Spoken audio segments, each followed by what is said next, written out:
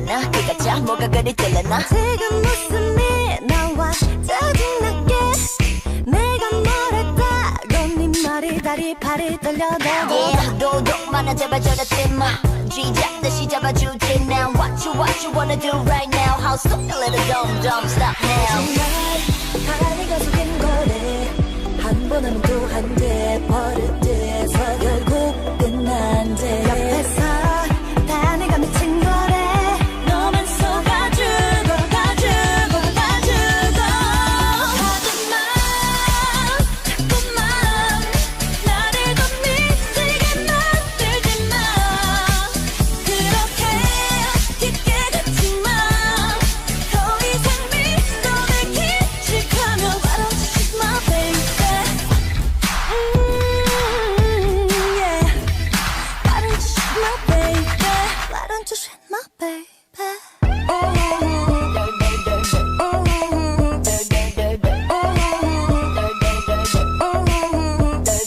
이게 진짜 마지막 기억 나를 봐 미안해하면서 뭐가 미안한데? 미안하다네 다시 없다네 똑같네 그냥 그동안 네가 한 모두 서워 기분 참 못 갔네 그럼 난 뭐가 돼야 참네 힘들어 그만할래 내가 어쩌길 바래 나한테 정말 이러면 돼 앞에서 내가 못되게 해도 결국 속아주고 가주고 가주고 하지마 자꾸만 나를 더 미치게 만들지 마 그렇게 깊게 걷지마 더 이상 미소를 기칙하며 Why don't you shoot my baby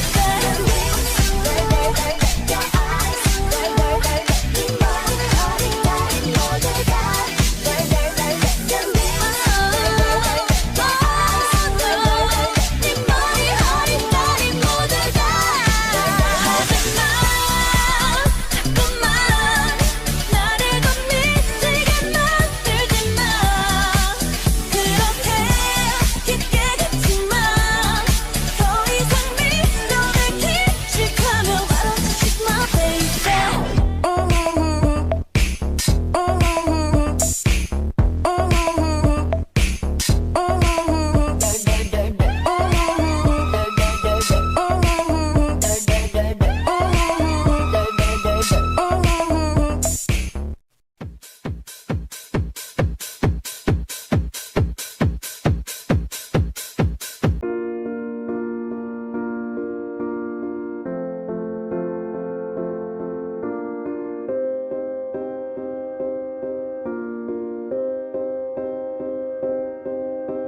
You and I, we were meant to be.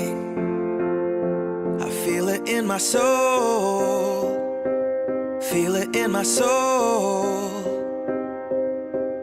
Never separated you and me. Broken made whole. Broken made whole. The world that tries to steal our hope tries to make us numb, but our love has overcome. And you, my dear, you are my prize.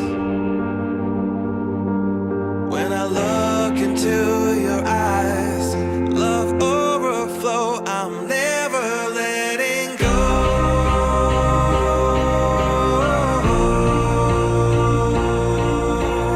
All my life I give to you, love breakthrough, I'm never letting go.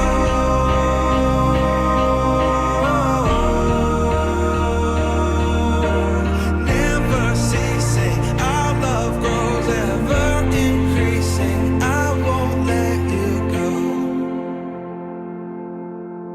Hearts of fire through and through. Follow me, I'll follow you. We will pursue everything together. Do tests and trials, love renew. Yeah, we've made it. We've always been proven true. we've always been proven true. Still the world that tries to steal our hope tries to make us numb, but our love has overcome. And you, my dear, you are my prize. When I look into your eyes, love overflow, I'm never letting go.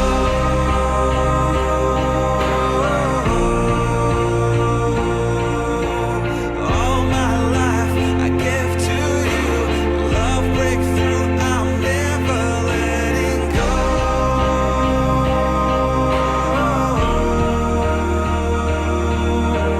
Never ceasing, our love grows ever increasing, never letting go.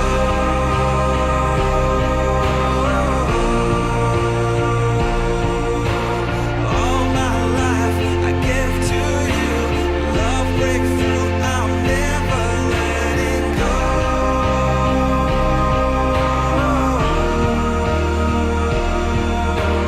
Never ceasing, our love grows ever increasing, I won't let you go.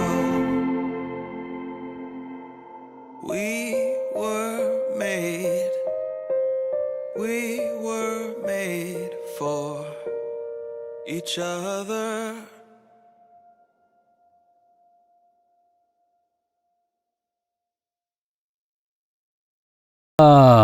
좋은 오후가 시작이 됐습니다. 네,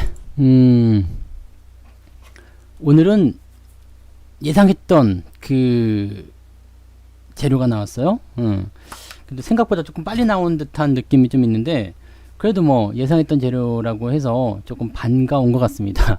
그래서 일단은 뭐 긍정적이네요. 긍정적이고, 현재 시장 상황도 나쁘지 않고, 또 이번 계기를 통해서 시장이 또 한 단계 업그레이드 되는 모양새가 좀 나왔으면 좋겠다 생각이 좀 듭니다. 그래서 그런 것들 좀 기대해 보시면 좋겠습니다. 오늘 왜 또 커밍아웃을 하신 분이 이렇게 많아요? 네? 저를 사랑하시는 분들이 많으신데, 네, 고마워요. 네, 팬사인회는 나중에 제가 시간이 날 때, 저기, 뉴욕, 월가, 황소 앞에서, 네, 하겠습니다. 상해에 갔더니, 와이탄에, 예, 상해 와이탄에 황소가 있어요, 황소. 똑같은 황소 동상이 있는데, 거기서 그 황소 이거 황소 뭐라고 해야 돼? 이거 알을 만지면 네 돈을 번다고 그래가지고 거기가 그냥 변색이 됐어. 거기도 와이탄, 상해 와이탄에 그 황소가 있어요. 이거 잠깐 보여드려야 되겠다. 사진은 안 찍었는데요. 그 사람들이 하도 만졌어가지고 그냥 네 와이탄 황소 네 이렇게 치면 아마 나올걸? 요거예요. 상해 여행 갈 때 와이탄 꼭 들리잖아요. 그래서 저도 요 사진 찍었는데 똑같이 있네. 요건데 요게 이게 뒤에서 보면은 요 있지. 여기 알 있죠. 요 알. 네. 요 알을 이렇게 만지면은 돈을 벌고 뭐 사업이 번창한다. 그래 가지고 그냥 사람들이 네. 이걸 그렇게 만져 쌌대요. 네. 요거. 네. 색깔 변색된 거 보이시죠? 여기 네 이게 변색이 됐어 이렇게 그래가지고 참 네 갑자기 그게 또 생각났어요. 이제 그럼 가까운데 네 상해 와이탄 황소 알 밑에서 네 팬사인회 한번 여는 것도 생각해 보겠습니다. 한번 만지러 가요 다들. 네 돈 많이 번대잖아. 네 알겠습니다. 들어오자마자 그냥 신나요. 추석 부를게요. 1300%님 어서오세요. 그리고 백조부자님, 마리꼬님 반갑습니다. 그리고요, 유튜브 쪽에, 사회선생님, 장이 오를 때마다 자꾸 소외되는 느낌이 드시면은, 처음부터 다시 좀 생각해 보셔야 돼요. 진지하게 생각해 보셔야 됩니다. 농담으로 그냥 뭐 전생에 무슨 죄를 지었나, 이런 생각하시는 게 아니고, 진짜 진지하게. 근데 문제점이 무엇인가 이거 생각해 봐야 돼요. 우리 통닭이론 아시죠? 네. 성투사의 통닭이론. 이거 유명한 겁니다. 네. 아직 방송은 타진 않았지만 성투사의 통닭이론. KFC. 네. know 알고 find 찾고 change 바꿔라. 네, KFC 통닭이론입니다. 이 통닭이론을 잘 실행하시면 돼요. 내가 지금 문제가 있어? 그걸 깨달았다면 빨리 찾아야 돼요. 그리고 빨리 바꿔야 됩니다. 그래야지 자꾸 소외되는 느낌을 안 받으실 것 같아요. 뭐가 잘못됐는지 한번 곰곰이 생각해 보시면 네, 그 답이 있지 않을까 생각합니다. 네, 힘내시고요. 네, 차주원님 어서 오세요. 반갑습니다. 그리고 계좌 빨간막 궁금해님, 네, 반갑습니다. 어서오세요. 김희경님, 네, 그리고 부엉님, 네, 부엉님, 이지혜님, 김관태님, 어서 들어오십시오. 반갑습니다. 우리 가치나님도 오셨네요. 네, 그리고 망고님, 네, 아주 반갑습니다. 그리고 게스트분들이 아주 많아요. 오후에는 왜 게스트분들이 이렇게 많죠? 네, 오전에는 대부분 다 로그인 하시던데, 오후에는 에라이 뭐라고 짓거리나 좀 드러나 볼까? 그리고 잠깐씩 오시는 건가요? 아, 유도인 님도 오셨군요. 어서오세요. 반갑습니다.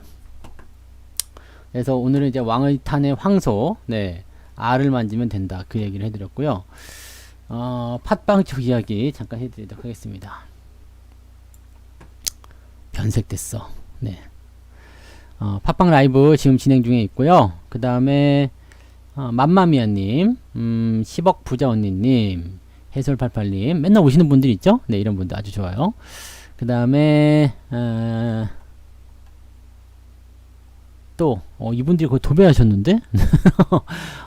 스카이케이님 오셨고요. 매일 오늘부터 시작. 네, 고맙습니다. 항상 잘 듣고 계시다고요.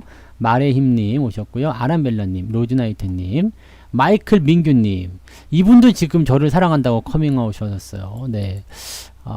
참 모여야 될 것 같아. 그죠? 네. 네. 아무튼 좋아요. 어서 들어오세요. 네. 금나비 학생님 오셨고요. 반갑습니다. 다들. 네. 복 받으시기 바랍니다. 오늘은 무슨 얘기 해야 되냐면요. 시간이 없기 때문에, 이거 뭐야. 주식 초보. 이분 사연도 되게 기구해요. 주식을 30년, 그러니까 70년대부터 하셨대요. 80년대부터 하셨다고. 84년? 85년? 그때부터 하셨구나. 그러니까 30년 됐겠죠? 주식을 30년 정도 하셨는데, 아직도 매매 결정을 못 내리겠대요. 그러니까 매매 결정을 내리는 게 뭐냐면, 매도에 대한 의견을 못 내리겠다는 거예요. 여기서 사야 되나 말아야 되나 막 망설이게 되고요. 파는 것도 손실이 났으면 손절매도 해야 되나, 이익이 났으면 이익절을 해야 되나, 매도를 못 하겠다. 매도를 못 하겠다. 주식을 30년 했는데도, 이거 도대체 어떻게 해야 될까요? 네. 이거에 대한 정답은 여기에 들어있습니다. 네, 한번 들어보셔도 좋을 것 같아요. 좋아요, 구독하기 꼭 눌러주시고요. 유튜브도 좋아요, 구독하기 꼭 눌러주세요. 네. 그 다음에 루루님 오셨네요. 반갑습니다. 루루2613님 어서오세요. 반가워요. 행복한 오늘이 되시기 바랍니다. 주식학교 오후 브리핑이죠. 오후 브리핑. 네. 띠띠띠띠띠. 뭐 필요하면 다 할 거고요. 필요 없으면은 뭐 중간에 좀 자르고, 네, 다른 얘기 좀 하고 뭐 그렇게 놀아야 되겠죠. 네. 생각했던 재료가 나왔습니다. 생각했던 재료요. 바로 이거. 트럼프 G20 미중 정상회의 전 무역 협상을 재개할 것이다. 그동안 이제 계속 방송을 들어오신 분들은 아마 이번에는 성투사가 맞았네? 네. 맨날 하다 보면 맞을 수도 있는 거지, 뭐. 네. 그렇게 생각이 드셨을 거라 생각합니다. 기다리던 재료예요, 사실은. 굉장히 기다리던 재료. 그리고 이번 주라고 한정을 지었던 이유는 시간이 없기 때문에. 정말로 이제 다음 주에 정상회담을 미중이 서로 만나서 이야기를 하기 위해서라면 무조건 이번 주에 이 협의가 들어가야 돼요. 그래야지만이 사전에 협상을 통해서 이러이러한 내용들을, 이러이러한 주제들을 가지고 대화를 나누자 라는 가이드라인이 서야지 시진핑이 트럼프를 만나줄 거란 말이에요. 그렇지 않으면 시진핑이 트럼프를 절대 만나지 않을 겁니다.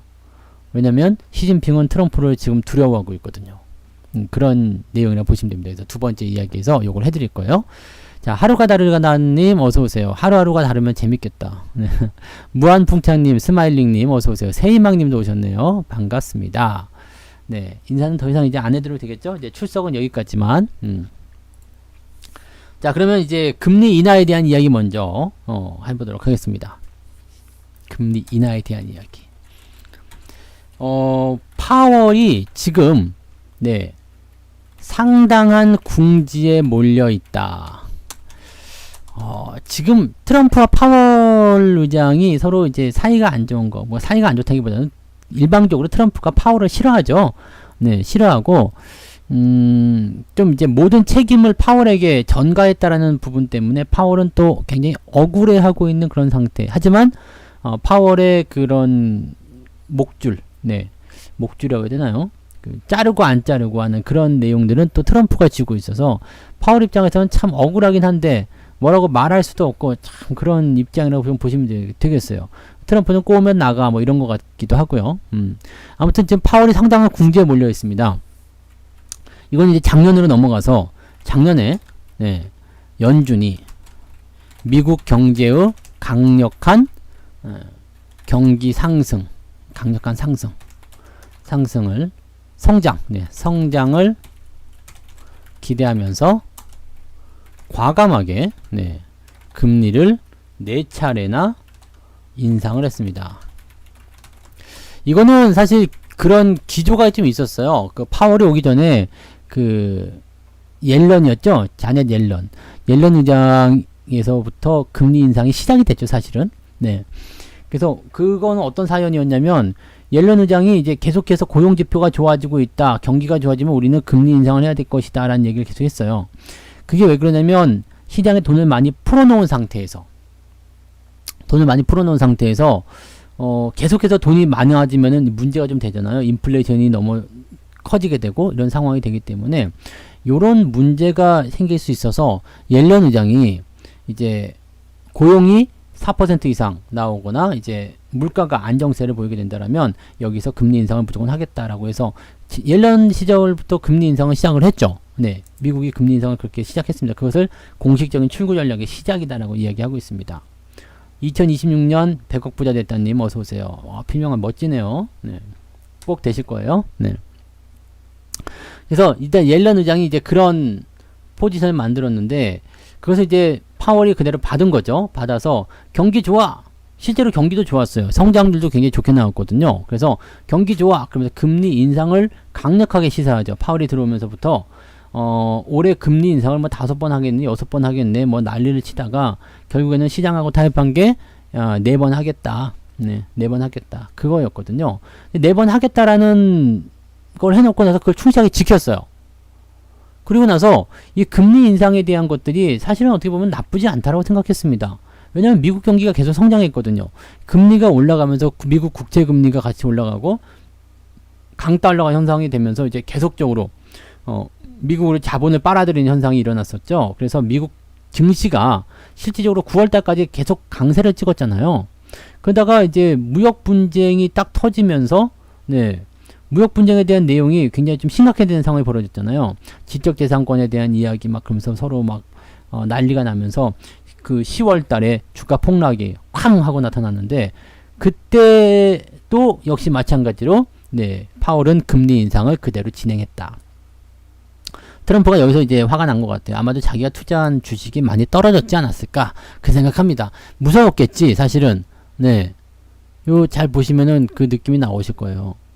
다우지수가 이제 작년 10월에 떨어진 모양새 보면은 이게 당연히 무서웠겠지. 뭐 여기 네 10월에도 그게 떨어지지 않았어요. 근데 여기 12월달 이때 많이 떨어졌잖아요. 여기 사실 여기가 이제 가장 큰 무역 분쟁의 그 모습이었겠죠. 그래서 파국으로 치닫는 그런 상황이었다고 보시면 되는 건데 요 상태에서도 이제 파월이 금리 인상을 했다라는 것이 이제 트럼프는 기분이 나쁜 거예요.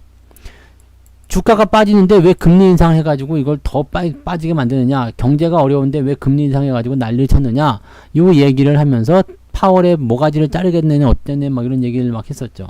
그걸 이제 스티브 무누신이 가가지고 그러지 마라, 그렇게 중재를 하면서 일단 놔둘게, 그래 놓고는 파월 의장이 부주기파로 돌아섰다. 이런 얘기가 이제 그 스토리예요. 네, 그런 스토리를 진행하는데 지금 연준은 작년에 4차례 금리 인상한 거를 이 올해에 네, 세 차례 금리 인하로 다 끝내버리겠다는 얘기를 하고 있습니다. 네. 세 차례 금리 인하하겠다.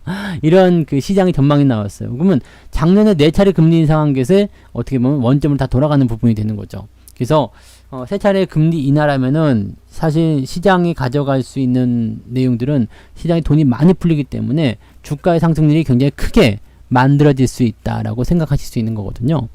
그러니까 지금 금리 인상을 이제 해왔었던 부분들을 이제 금리 인하로 다시 막아내겠다는 얘기인데, 만약에 금리 인하를 세 차례 한다면 이번 달에 해야 할 것이다. 네. 이게 시장의 전망이죠. 그리고 실제로 경제 지표는 나쁘게 나왔어요. 그러면 이번 달에 시장은 금리 인하를 해야 될 것이다. 이런 얘기가 나온 건데, 이번 달에 과연 할 수 있을 것인가? 그거거든요. 연준으로서는 지금 명분이 별로 없어요. 네. 아직 뭐 금리 인하 하겠다는 어떤 시사를 한 것도 아니고,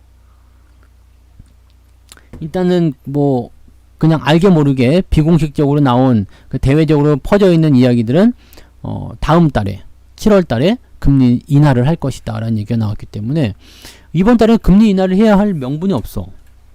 그런데 이번 달에는 금리 인하에 명분이 없어요. 상금 곤란하죠. 왜냐면 트럼프가 뭐라고 했냐면, 트럼프가 기자들과 간담회에서 이렇게 얘기했어요. 기자가 왜 물어봤어요. 파월과의 그 관계는 지금 어떻게 생각하느냐 그랬더니 트럼프가 기자들에게 파월이 어떻게 할지 지켜보겠다. 이렇게 이야기를 했답니다. 그러니까 어떻게 할지 지켜보겠다. 이건 무슨 얘기냐면, 그 금리 인하를 할지 안 할지 한번 두고 보겠다. 금리 인하를 안 하게 되면 파월에게 뭔가 조치를 취하겠다. 뭐 이런 협박성 말일 수도 있겠죠. 네. 어떻게 할지 지켜보겠다. 그런 얘기를 했어요. 그래서 시장 전문가는 이것을 두고, 만약 파월이 이번에 금리 인하를 하지 못한다면 매우 상당히 굉장히 엄청난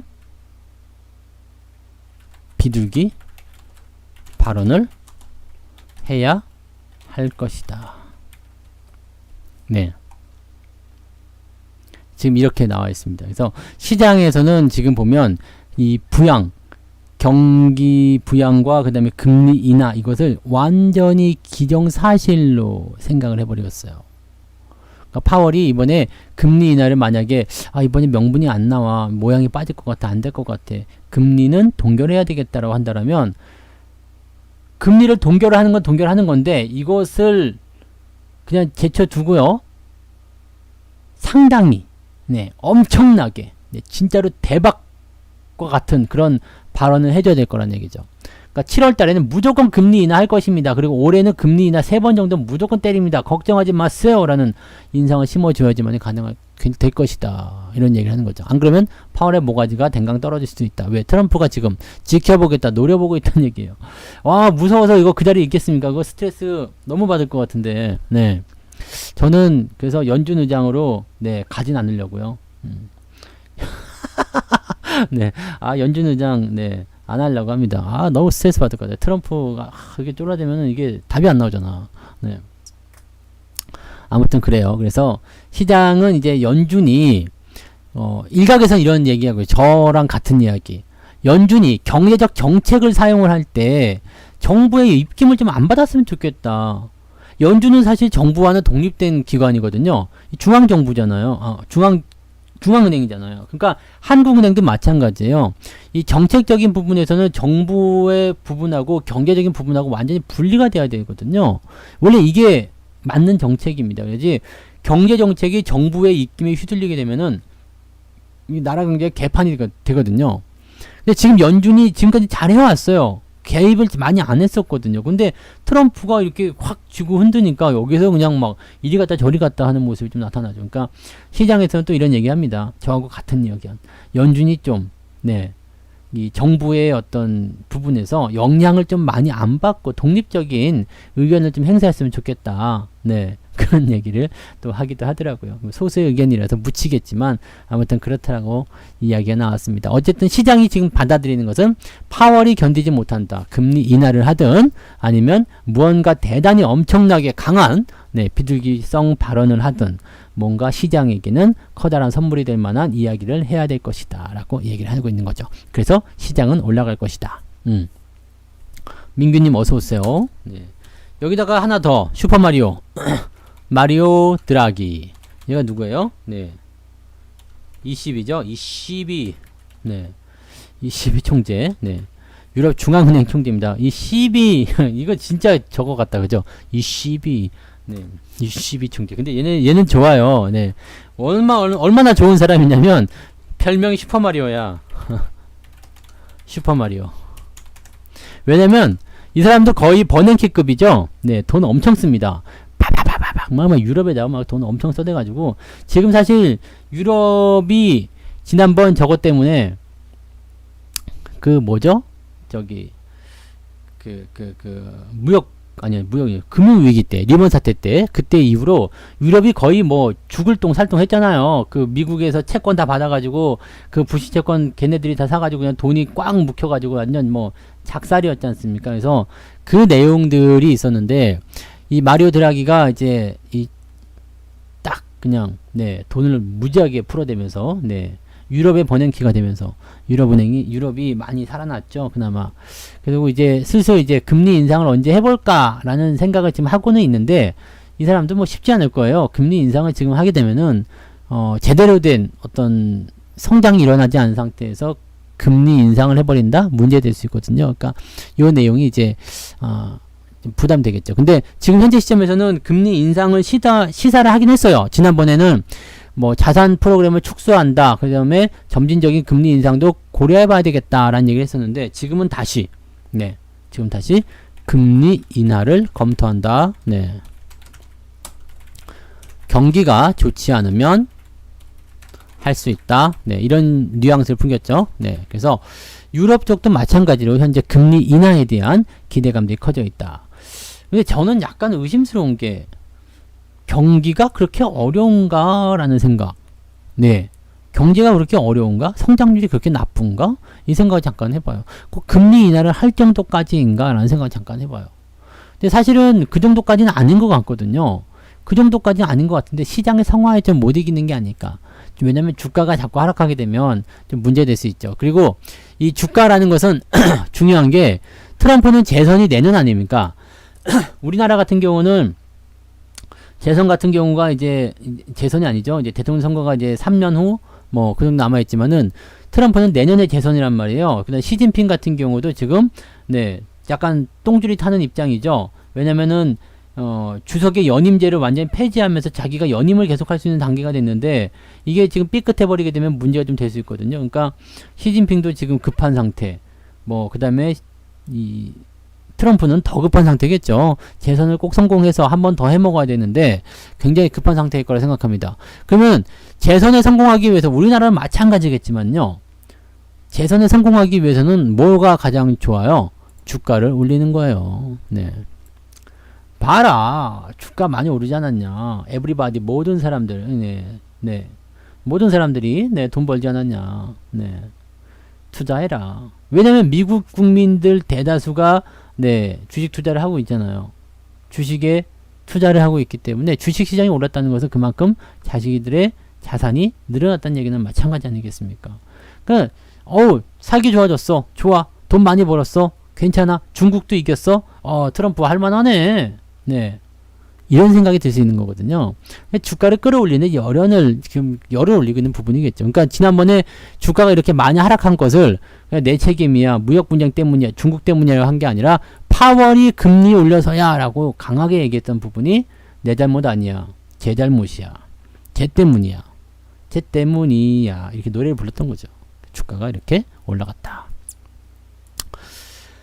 이게 정치와 다 연결되어 있어가지고 이런 그 공식적인 내용은 아닙니다. 누구도 그렇게 얘기를 하진 않아요. 근데 그럴 거다라는 썰을 푸는 거죠. 다 아시잖아요. 네, 주식학교 오후 극장. 네. 오후에 주식극장 빰빰빠밤. 옛날에 그 뭐지? 토요명화 할 때 보면 그 트로피 막 날라오고 그랬잖아요. 빠바바밤 빠바바밤 빠바밤 뭐 그런 거 뭐지? 그 왜 이렇게 이런 영화 트럼프가 있었잖아요. 이런 트럼프랜다. 트로피가 이렇게 계속 돌아가면서 네. 근데 그 옛날에 그 주말의 명화나 이런 것들은 좀 실패작이라고 생각했었던 이유가 뭐냐면 더빙 때문에. 더빙 제임스? 이러면 안 되는 것 같아요. 왜 그렇게 생각하지? 하하, 이럴 수가 있나? 뭐 이런 거. 아, 나 진짜 그 너무 웃기지 않아요? 그 성우. 아, 그 맛이 안 나. 왠지 더빙을 보면 맛이 안 나죠. 그래서 요즘엔 영화도 다 원어로 봐야 돼요. 저기 뭐야? 어벤져스를 더빙으로 보면 그렇게 웃기다면서. 더빙을 보면 그렇게 웃기대요. 하여튼 뭐 한번 시간 날 때 구해서 보세요. 재밌을 것 같기도 하다. 네. 어벤져스 더빙이라. 우와, 난 헐크야! 재밌겠네. 아이고, 그래요. 그래서, 요렇게, 네, 마리오 드라기가, 네, 이렇게 금리 인하를 검토한다. 그래서, 지금 보면 이제 중앙은행의, 시장에 대한 어떤, 그, 긍정적인 이슈, 그런 것들이, 현재 시장을 긍정적으로 풀이했다라고 보시면 되겠습니다. 네. 대한민국 바로 세우자님, 어서오세요. 오늘도 대한민국을 바로 세우기 위해서 열심히 노력하고 계시네요. 자, 그 다음에 이제 여러분들이 이제 궁금해하시고 또 할 이야기가 가장 많다고 볼 수 있는 이 트럼프의 이야기. 네. 사실 이거는 트럼프가 이슈를 만들었다 생각해요. 이슈를 트럼프가 만들었어. 네. 뭐라고 했느냐? 네. 트럼프가 시진핑에게 전화를 요청했어요. 전화통화. 그래서 시진핑과 통화를 했죠. 네. 왜냐면 트럼프가 야 전화통화 좀 잠깐 하자 그런데 시진핑이 전화 받을 시간이 없어요. 안 돼요. 이렇게 할 수는 없거든요. 전화라도 하자. 올해 처음으로 한 거예요. 양국의 관계가 굉장히 나빠졌기 때문에 전화하고 뭐 만날 일도 없었죠. 그래서 그렇다가 이제 올해 처음으로 전화 통화를 이제 했다고 하더라고요. 제일 먼저 이제 트럼프가 요청을 했어요. 진핑아 통화 좀 하자. 그랬더니 왜? 라고 해서 이야기한 거죠. 트럼프는 뭐라고 했을까요? 트럼프는 네. 미국과 중국의 무역 관계가 평평한 운동장이 아니다. 얘들 운동장에 막 되게 맛있어. 기울어진 운동장. 왜 기울어진 운동장이란 말을 왜 누가 어디서부터 쓰기 시작했는지 모르겠는데 이런 말을 왜 쓰는지 모르겠네요. 평등한 관계, 평평하지 않다 이런 얘기예요. 그래서 실제로 보면은 미국과 중국 간의 무역 관계를 보게 되면 중국이 더 많이 팔아먹고 미국이 더 조금 팔아먹는 그런 상황이잖아요. 네. 그렇기 때문에 여기에 대해서는 우리가 생각해 볼 필요가 뭐냐면 트럼프가 하는 말이 나쁘지 않아요. 네, 맞는 얘기 같아. 그렇잖아요? 트럼프가 하는 말은 뭐예요? 무역 관계는 국가 대 국가의 일이다. 공평해야 하지 않나. 네. 요거죠. 국가 대 국가의 일이다. 공평해야 하지 않나. 다만, 누가 더 많이 사고 적게 사는 일은 있을 수 있다. 하지만 1000억 불 대 5천억 불 너무 심하다. 줄여라. 사실은 이게 무역 분쟁의 시발, 욕한 건 아니죠. 네, 무역 분쟁의 원인이었다라고 보시면 되겠죠. 무역 분쟁의 원인이에요. 요걸 가지고 이제 저걸 한 거예요. 요걸 가지고 시비를 걸기 시작한 거죠. 원래 목적이 어디에 있었든지 간에 요걸 가지고 미국이 중국에게 이제 시비를 걸었어요. 그래서 요거를 이제 계속 그 중국에게 이야기하고 있는 내용이죠. 평등하지가 않다. 평평하지가 않다. 어느 한쪽만 더 피해를 보고 있는 상황이다. 이런 얘기를 지금 한 거예요. 그래서 여기다 대고 중국은 뭐라고 했느냐면, 중국은 그래서 알았다. 우리가 더 사줄게. 더 사준다고 그랬어요. 우리가 더 많이 사줄게. 그리고 앞으로도 너희들 부품 더 많이 사줄게. 걱정하지 마. 앞으로 더 많이 사서 무역 분쟁의 갈등이 없게 해줄게 라고 얘기했어요. 여기서 트럼프가 아주 좋아. 90% 해결되었어. 라고 이야기한 거죠. 이게 언제냐면 작년 9월 그 정도 이야기라고 보시면 됩니다. 아주 좋아. 90% 해결되었어. 그랬더니 중국이 뭐라 그랬어요? 90%? 그럼 10%는 뭔데? 네. 10%는 바로 뭐다? 지적재산권이야. 이거 인정? 네. 인정하면 끝! 이렇게 된 거죠. 인정하겠느냐 그랬더니 처음에는 중국이 발뺌을 했죠. 발뺌을 해가지고, 네, 우리는 뭐 책임 없다. 우리는 모른다. 네, 중국 정부가 뭐라 했어요? 정부는 우리는 책임이 없다. 모르는 일이다.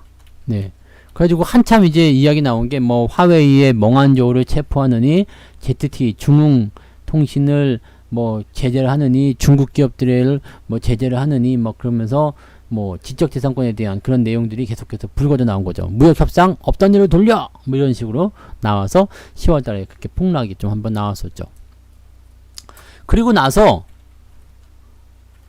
작년 10월 말, 그러니까 작년 말 폭락 이후에 중국이 태도를 바꿉니다. 뭐라고 바꿨냐면 일부 책임을 인정한다. 네. 책임을 인정하겠다. 우리가 베낀 거 인정하겠다. 네. 기술 도둑장이 인정하겠다. 그래 너희들이 굉장히 거기에 대해서 불만을 삼았던 걸 인정하겠다. 라고 얘기한 거죠. 그래서 올 초에 다시 협의를 한 게 지적재산권 보호를 위한 법안 설립, 감시하는 기구의 설립, 강제화 시키겠다. 네. 협의가 됐어요. 근데 이번 3월이었나요? 몇 월이었죠? 네. 근데 이번에 도장 찍기 바로 전에, 네. 도장 찍기 바로 전에 뭘 했어요? 중국이 안 되겠다 라고 얘기한 거죠. 중국이 안 되겠다. 그래서 트럼프가 그러면 협상 없다. 이 상황이 지금 된 거예요. 네. 이 상황이 된 건데, 그러니까 지금 트럼프 입장에서는 사실은 첫 번째로 해야 되는 이 평평한 운동장이 아니다. 이걸 만들자라는 것은 사실은 해결이 됐어요. 중국이 그거 다 해준다고 했거든요. 근데 지적재산권에 대한 부분들은 평평한 운동장과는 약간 사이가 좀 뭐라 그럴까 관계가 별로 없는 거예요, 사실은. 왜냐면 그 지적재산권을 보호하고 안 하고의 그 문제는 어떤 내용이 되는 거냐면 중국이 미국에게 패권 도전을 하느냐 마느냐 그 차이거든요. 네. 중국이 그 중국 제조 2025라는 그 중국 몽이죠. 네. 그걸 발표하기 전까지만 하더라도 미국이 이런 식으로는 안 나왔을 거거든요. 근데 그걸 발표하면서 자기네가 뭐 반도체 기술을 키우겠다느니 뭐 앞으로 뭐 첨단 산업을 주도하겠다는 일단 개소리 하면서 네, 미국을 자꾸 넘보려고 하니까 미국이 열받은 거지. 하지마 이 새끼들아. 그렇게 얘기가 나온 거예요. 그렇게만 보시면 돼요. 그러니까 그 내용이 있었기 때문에 너희들이 만약에 우리 기술을 도용해가지고 그딴 식으로 나오게 되면 우리는 도저히 용납할 수가 없다. 그러니까 지금 트럼프는 여기가 사실은 가장 큰 문제였다고 생각해요. 어차피 미국은 소비의 국가였기 때문에 조금 더 사든 조금 덜 사든 뭐 그게 크게 문제 없어요. 지금까지는 계속 그래왔거든요. 또 부채라는 부분들도 미국이 그냥 채권 발행하면 되는 거거든요. 왜 자기네 나라 돈이잖아요. 돈 필요해? 그럼 달러 갚으면 되지 뭐. 네. 이런 식으로 하기 때문에 미국의 그 부채가 늘어난다는 것은 미국이 전혀 걱정할 만한 내용이 전혀 아니에요. 미국 부채가 어마어마하게 많지만 그걸 걱정할 이유가 전혀 없다는 그런 얘기가 되는 거죠.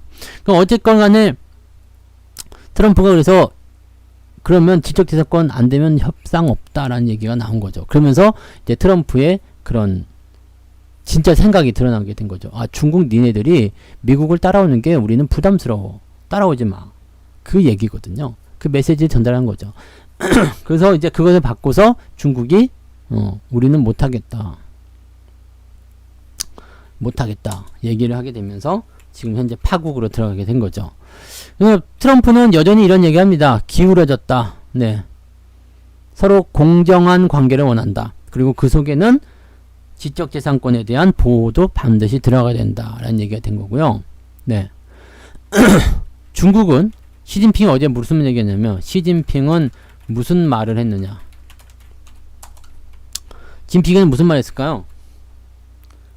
서로 평등한 상태에서 대화를 하고 싶다. 네. 와, 여기서 지금 말이 다 나온 거죠. 평등한 상태에서 대화를 하고 싶다. 그러니까 중국이 얼마만큼 미국에게 압박을 많이 받고 있었는지가 그대로 드러나는 내용이에요. 평등한 상태에서. 너희들이 우리 압박하지 말고 그냥 평화적인 분위기에서 한번 이야기해보자. 그 이야기를 한 거죠. 네, 우리 진핑이가 좀 그랬습니다. 그래서 참 근데 저 말은 네, 되게 좀 없어 보이긴 해요. 그죠? 그러니까 무언가를 요구하는 것도 아니고 그냥 너희들이 우리 압박하지 말고 평등한 상태에서 평등한 목소리를 내야 된다라는 건데 이거는 좀 네. 뭐 그럼 국가 간에 이야기할 때 다 평등하게 이야기하지 뭐. 내가 만약에 트럼프하고 이야기할 때도 저는 똑바로 네 이야기할 것 같아요. 네. 럼프형. 네. 뭐 이런 식으로 예, 럼프형 이렇게 얘기해야 되나? 어떻게 해야 될까요? 럼프가 나를 안 만나줄 것 같긴 해요. 네. 그래서 뭐 이게 사람 대 사람 또 국가 대 국가 만나서 이야기하는데 중국 대 미국이 아니라 저기 뭐 아프리카 우간다하고 미국하고 이야기하더라도 정상 대 정상의 만남인데 평등하게 이야기 안 할 게 뭐 있어. 뭐 발벌 길 것도 아니고 그렇잖아요. 근데 뭐 이런 거는 평등한 상태에서 대화하고 싶다는 것은 다시 말하면 중국 기업들에 대한 압박 또는 중국을 협박하는 그런 스토리들 없이 그냥 건설적인 이야기를 한번 해보자. 그 얘기를 하고 보시면 될 것 같아요. 그러니까 너희들 협박하는 거 그만둬라. 그런 얘기인데 자 그러면 여기서 우리가 고민할 게 있습니다. 갑자기 왜 트럼프가 시진핑과 대화를 하려고 했을까? 네. 갑자기 왜? 네, 잘 있다가 갑자기 왜? 뭐 때문에? 어째서? 무엇 때문에? 어째서 무엇 때문에요? 첫 번째, 네. G20 무역 아니 이게 정상회의 또 나왔구나. 잠깐만요. 인터넷이 살짝 또 끊어졌으니까 잠깐만 기다려보세요. 이 서버 문제가 계속 나와요. 네. 잠깐만 기다리세요. 유튜브나 이런 쪽으로 다 잘 나올 거예요. 기다려보세요. 이거 문제를 조금 해야 되겠어. 곧 문제 제시를 해서 제가 이런 일이 없도록 하겠습니다. 다른 전문가들 방송도 이렇게 된다더라고요. 네. 다른 전문가님들도요. 제가 그래서 알아봤어요. 방송할 때 자꾸 끊어지냐고 했더니 끊어진대. 인터넷은 멀쩡한데 끊어진대. 그래서 이걸 한번 그 서버 관리자, 네, 이 시스템 관리자한테 이야기를 한번 해봐야 되겠어요. 근데 이 간헐적으로 나오니까 끊어질 때 보여줘야 되는 건가 어쩐가 모르겠네요. 네. 아무튼 뭐 그래요. 무방들을 많이 안 하시니까 그분들은 네. 아무튼 그렇더라고요. 근데 유튜브는 잘 돼요. 유튜브는 잘 되는데 이 88TV가 자꾸 서버가 조금씩 끊어지는 듯 하더라고요. 예, 그렇게만 하시면 되겠습니다. 그러니까 첫 번째요. 이제 그 모야님 옵션 베팅 했나봐요. 뭐 그럴 수도 있겠죠. 네, 돈을 벌기 위해서 또 그럴 수도 있겠죠. 이번엔 올라간다 뭐 이런 쪽으로 베팅을 많이 했을 수도 있겠죠. 근데 뭐 그거는 알려진 부분이 아니라 그냥 우리만의 그런 이야기니까. 공식적인 이유를 한번 찾아봅시다. 첫 번째 정상회의예요. 정상회의에서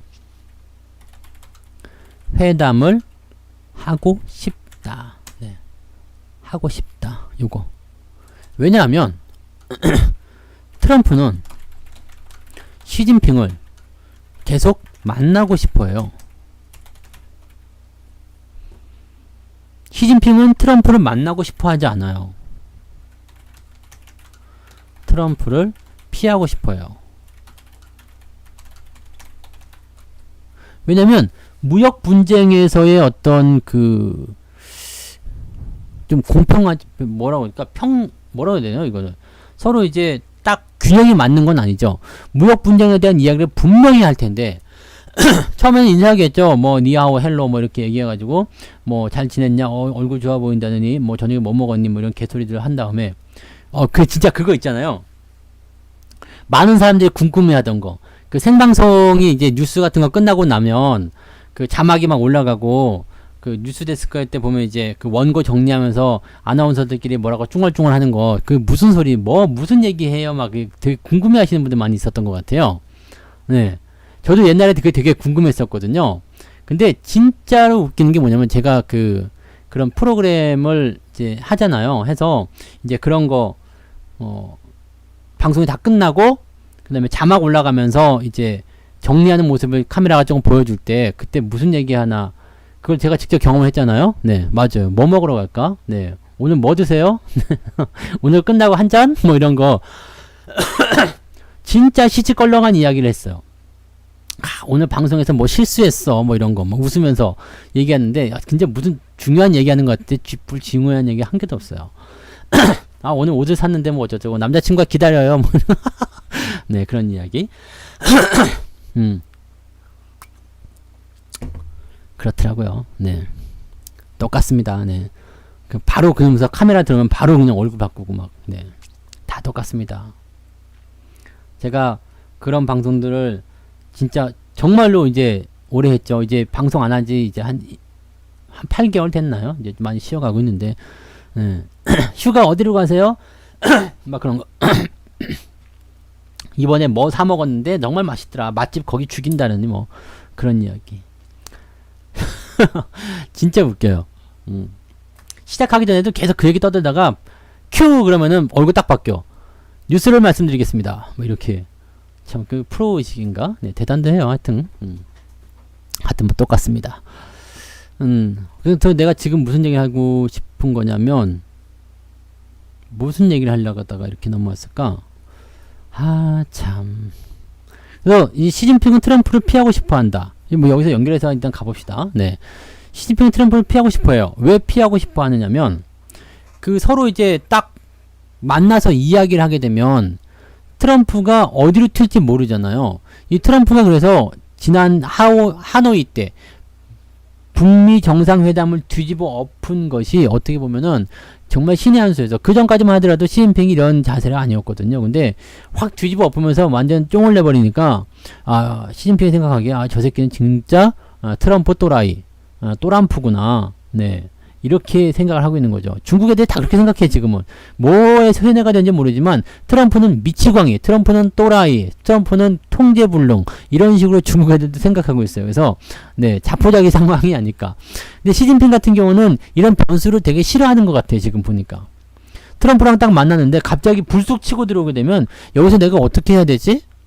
이런 걱정들이 좀 있는 것 같더라고요. 그러다가 판이 뒤집어지면 어떡하지? 네, 나는 주석 계속 연임해야 되는데 어떡하지? 막 이런 거. 그러니까 공격이 들어오면 어떻게 방어를 해야 되지? 이런 거에 대한 걱정이 많은 것 같아요. 그래서 트럼프를 만나고 싶어 하지 않았죠. 만나더라도 무역 분쟁에 대한 이런 민감한 이야기가 다 해소가 되고 나서 그 다음에 만나자. 그 얘기를 하고 있는 거거든요. 그러니까 잠깐만요. 전화가 왔는데 이건 받아봐야 될 것 같아요. 잠깐만요. 네. 네. 됐습니다. 네. 안 봐도 되는 거였네요. 네. 에이 짜증나. 뭔가 굉장히 중요한 것 같은 전화번호였는데 중요한 스팸이었군요. 네. 통신사였어요. 그래서 시진핑은 요구하고 있는 게 그런 거였죠. 변수가 다 끝나서, 즉 무역 분쟁의 협의가 다 끝난 상태에서 나를 국빈 초대해서 만나자, 그렇게 얘기하자. 네, 그런 거였어요. 그래서 자꾸 류호 부총리를 보내가지고 자꾸 대화를 하게 만들었는데 안 되겠다. 이게 지금 된 거죠. 그래서 대화가 지금 안 됐던 부분인데, 전화가 왔는데 전화 안 받을 수 있나요? 아, 나 바쁘다 그래, 똥 산다 그래, 뭐 이렇게 얘기할 수 없잖아. 똥 싸면서도 전화는 받아야지. 그래갖고 전화를 받았더니 이제 이번에 이야기 좀 하자. 네. 그렇게 얘기하면서 서로 간에 이제 주고받은 이야기 중에 하나가 이제 평평한 운동장 또는 평등한 대화, 이런 것들에 대한 이야기가 나왔다. 그런 거죠. 자, 어쨌든 그런 상황이었는데, 트럼프가 시진핑과 대화를 하려고 했었던 이유는 G20 정상회의에서 빼도 박도 못하게 만나고 싶다라는 이야기를 하고 싶은 거였죠. 즉 시진핑한테 전화해가지고 야 만나자. G20 어차피 오지. 오는데 만나자. 네, 만나자. 그래서 허심탄회하게 얘기해보자. 우리는 평평한 운동장에서 이야기할 테니까 너는 뭘 얘기할래? 예? 우리는 평등한 상태에서 대화를 원한다. 결국에는 만들어냈어요. 결국 G20 때 만나서 장기간 회담을 하기로 결정. 네. 결국에는 전화해서 만나기로 했어. 약속 잡은 거야. 야, 만날까? 네. 데이트 약속 잡은 거죠. 네. 그래서 트럼프하고 시진핑이 G20 때 만나기로 됐습니다. 자, 만나기로 되면 어떻게 되겠어요? 만나기로 됐다라면 시진핑이 뭘 해야 돼요? 준비해야 됩니다. 그래서 만나기로 했으니까 시진핑은 준비해야 한다. 뭘 준비해야 될까요? G20 정상회의 전에 무역협상 빨리 진행해야 한다. 네. 일단 만나기로 했으니까요. 뭔가 건설적인 방법 빨리 찾아. 이제 발등에 불 떨어진 거예요. 알았어. 가서 만나자. 대비책을 빨리 세워라. 그 대비책을 가지고 시진핑을, 트럼프를 만나겠다. 중국의 입장이 지금 이런 상태가 된 거죠. 그러니까 제가 지난번에 얘기해드렸던 게 뭐였냐면 만약에 시진핑이 G20 정상회의에 안 간다라면 모양이 굉장히 빠질 거야. 그래서 중국이 만약에 G20 정상회의에 불참한다, 시진핑이 불참한다 그러면은 중국은 놀림거리가 되기 때문에 가긴 가야 될 것 같아. 좋아, 가기는 가는데 가게 되면 어떻게 돼요? 미국을 거기서 만날 것이냐 안 만날 것이냐. 안 만날 수도 있지만 거기서 안 만나고 가면은 또 미국을 피해서 도망친 것 같은 느낌이 들 거 아니야. 그러면은 만나게 될 것이다. 만나면 대화를 하게 될 것이다. 그게 정상회의가 될 것이고 당연히 무역 분쟁 얘기가 나올 것이다. 그러면 거기에 대비해서 분명히 무역 협상이 진행될 것이다. 그게 늦어도 이번 주 안에는 진행돼야 된다라는 게 이제 스토리였죠. 네. 그리고 지금 그 스토리대로 된 것 같아요. 이 G20 정상회의 전에 뭐 한다고 그랬어요? 여기 무역 협상을 재개하겠다. 이 스토리예요. 네. 그런 식으로 흘러가는, 그렇게 갈 수밖에 없는 거, 그런 식이라고 보시면 되는 거죠. 그래서 이번에는 제가 생각했던 부분들에 대한 얘기들이 나왔어요. 지난번에는 이제 관세에 대한 이야기, 5월 30일 날 관세에 대한 이야기, 관세를 면제받으려면 중국이 분명히 무언가를 꺼내야 될 것이다 라고 얘기했는데 걔네가 끝까지 꺼내지 않았죠. 그래서 관세를 그냥 맞겠다라는 얘기였는데, 관세를 맞는 것과 그 다음에 지적재산권을 인정하는 것과 이 두 가지 문제는 따지고 봤을 때는 관세를 맞는 게 덜 손해다 이거죠. 왜? 이미 맞았던 거에다가 조금만 더 추가하면 되니까. 근데 이번에 나오는 부분들은 트럼프가 만약에 G20 정상회의가 안 된다라면 세금을 더 많이 매기겠다. 그 다음에 지금 화웨이가 거의 고사 상태로 들어가고 있다. 문제가 심각해졌죠. 이번에는 안 만날 수가 없게 됐어.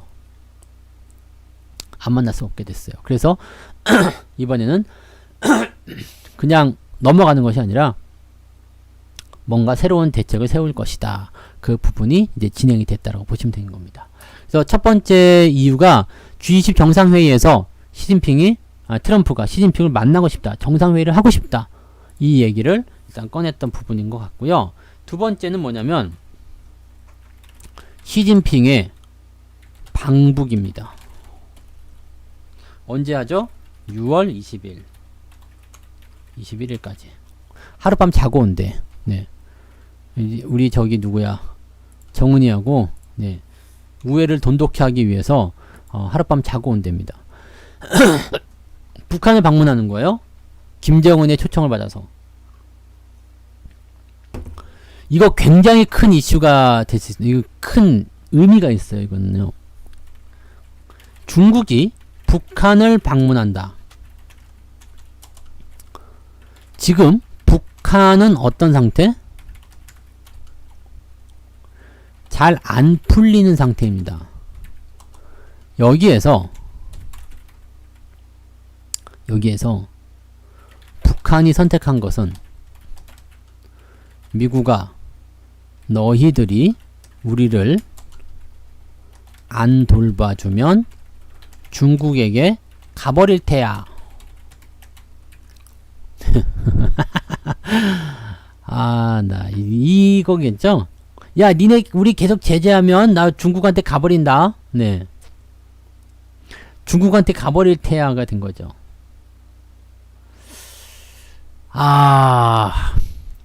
지금 보면은요, 트럼프의 중요한 업적 두 가지, 그게 중국과 북한이에요. 무역 분쟁과 대북 관계. 요거거든요. 지금 트럼프를 비롯해서 미국 행정부는요, 여기에 굉장히 공을 많이 들이고 있습니다. 실제로 중국 김정은과의 어떤 관계도 계속 좋게 만들려고 노력을 하고 있고, 웬만한 도발에도 그냥 웃으면서 넘어가죠. 네. 허허허허, 그랬나? 네, 그렇게 넘어가잖아요. 단거리 미사일이에요. 우리는 미사일이긴 하지만 우리한테는 위협이 안 됩니다. 괜찮아요. 군사훈련인데요. 뭐. 이런 식으로 넘어가고 있단 말이에요. 그러면서 제재는 안 풀어주고 있는 상황이죠. 하지만 뭐 계속적으로 대화할 수 있다. 제재 풀 수 있다. 지금 미국이 원하는 것은 뭐예요?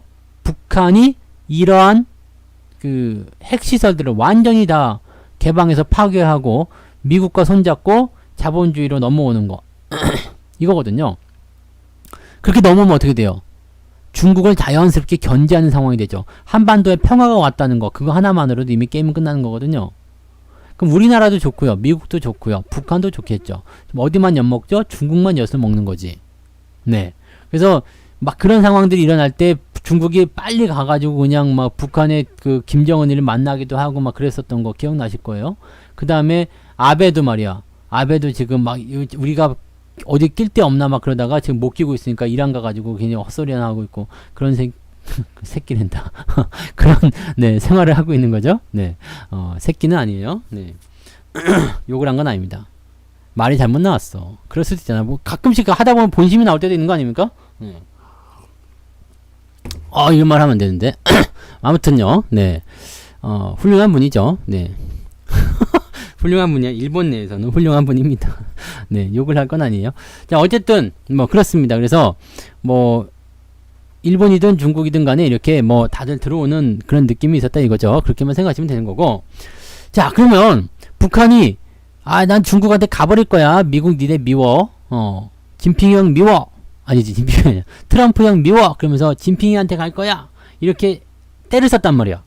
때를 쓰니까 미국 입장에서는 이거 이러면 안 되는데? 요거 되는 거죠.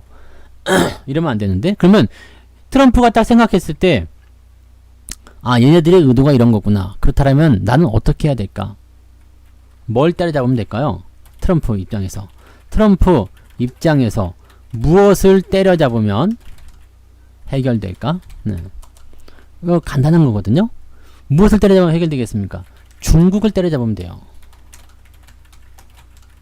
잡으면 해결됩니다. 어떻게 해요? 중국과 관계를 만들어서 네, 북한을 같이 압박하면 돼요. 이 중요한 이슈예요. 네. 중국과 관계를 만들어서 북한 같이 압박하면 돼. 왜냐면 북한이 지금 믿고 있는 것은 러시아 푸틴, 근데 푸틴은 지금 힘이 별로 없죠. 네. 중국 시진핑한테 확 기대고 있는 모습인데, 미국과 중국이 만약에 대화를 통해서 이 북한 문제를 도마 위에 올렸어. 협상 탭을 올렸어. 야, 북한을 잘 설득해주면 내가 너희한테 선물 줄게. 이럴 수 있거든요. 네. 뭐 예를 들어서 야, 니네가 북한을 조금만 잘 설득해서 잘 넘어오게 해주면 우리가 화웨이 제재 다 풀어줄게. 통신 장비 어느 정도까지 지원해 줄게. 예, 지적 재산 어느 정도까지 완화해 줄게. 라고 얘기를 할 수도 있다는 얘기죠. 중국은 why not이죠. why not. why not. 네. 중국은 일단은 무역 분쟁도 해결이 될 수 있는 상태에다가 지적 재산권에 대한 문제까지도 같이 해결할 수 있다면 why not.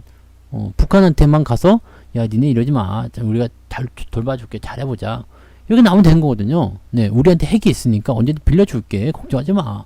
우리가 널 지켜줄게. 이렇게 나올 수 있는 거거든요. 그러면 요걸 한번 잘 생각해 봅시다.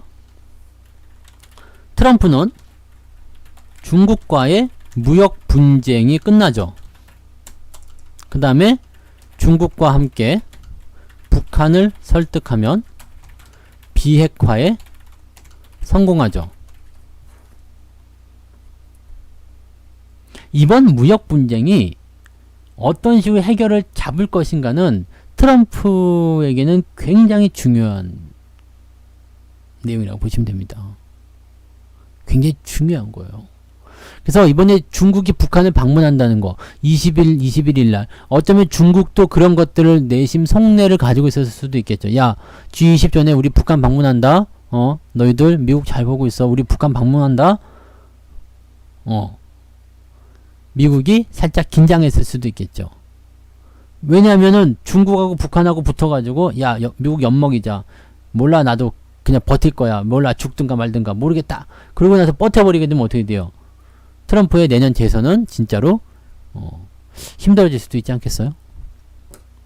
그러니까 걔네들도 이제 쓸 만큼 쓴 내용들이죠. 이게 좀 생각지 못했었던 북한이란 카드를 꺼내들었다는 게 좀 특이한 내용이긴 한데 그거를 끄집어냈다라고 보시면 됩니다. 그래서 지금 제가 보는 관점에서의 시진핑이 트럼프가 왜 시진핑과 대화를 하려고 했을까? 그 두 가지 이유는 첫 번째, G20 정상회의에서 시진핑을 어떻게든 끄집어내려고 만나게 하고자 전화를 통해서 직접 얘기를 한 거죠. 야, 만나자. 너 20 올 거지?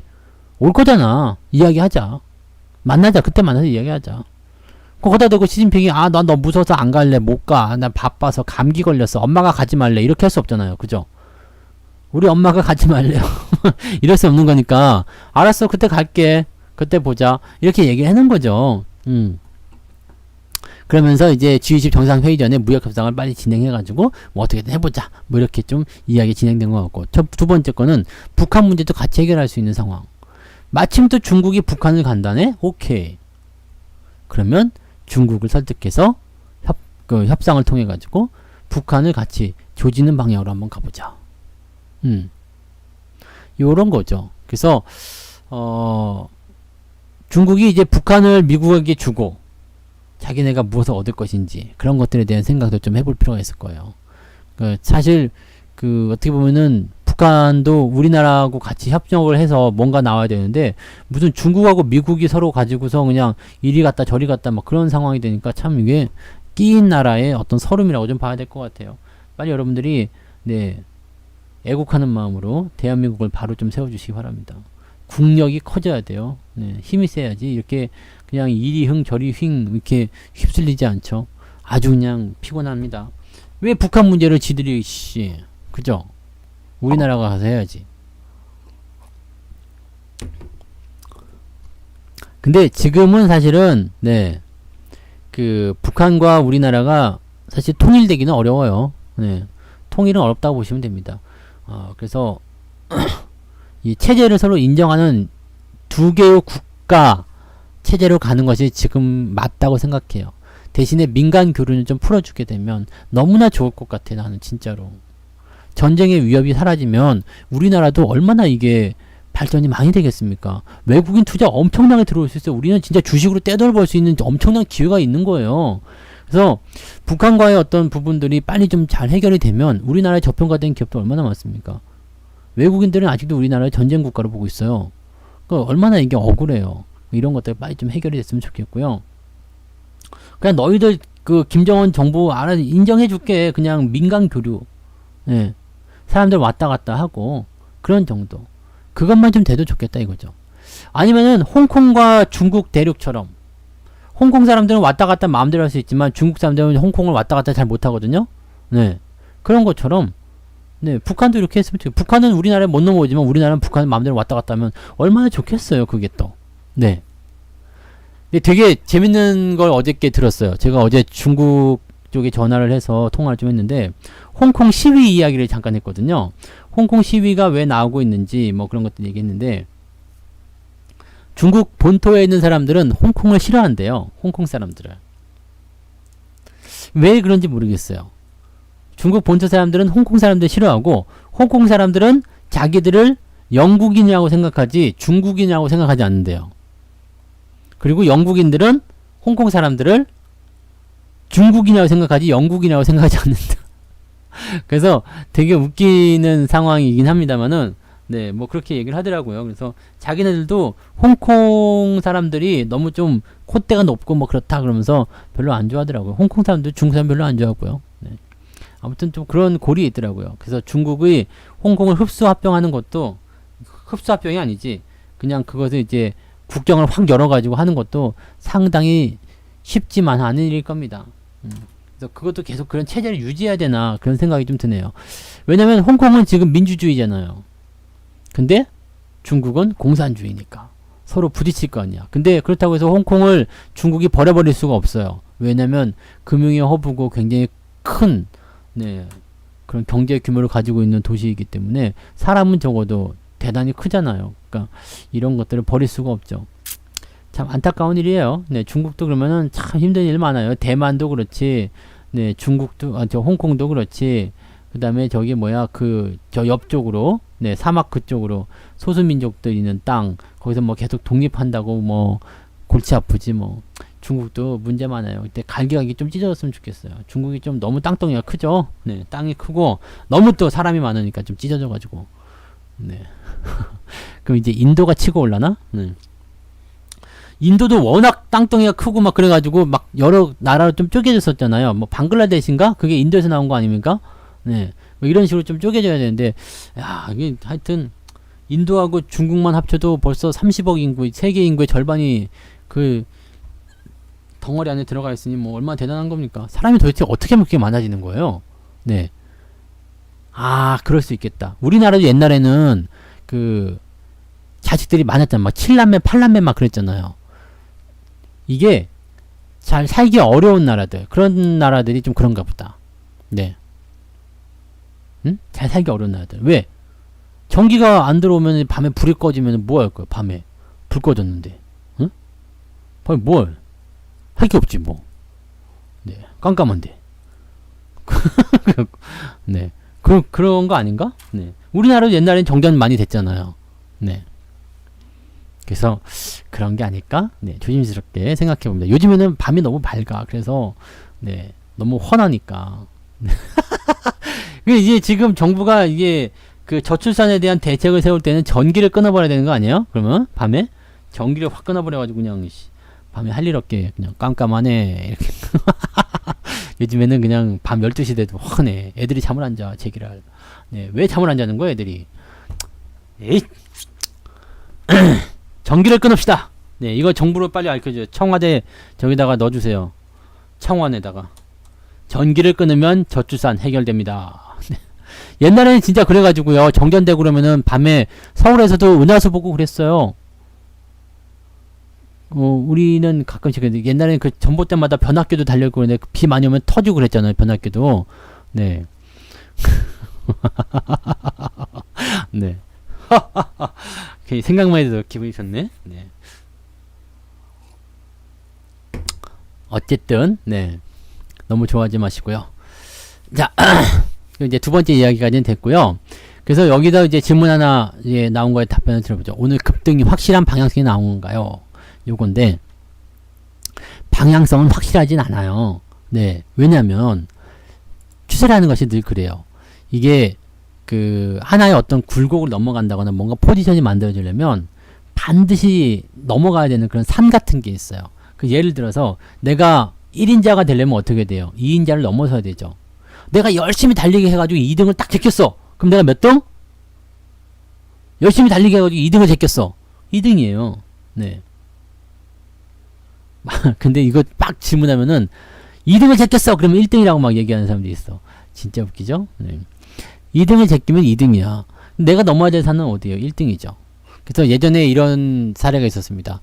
그 학교에서 공부를 열심히 했는데 항상 2등만 하는 거야, 이 새끼가. 머리가 약간 돌머리인가 봐요.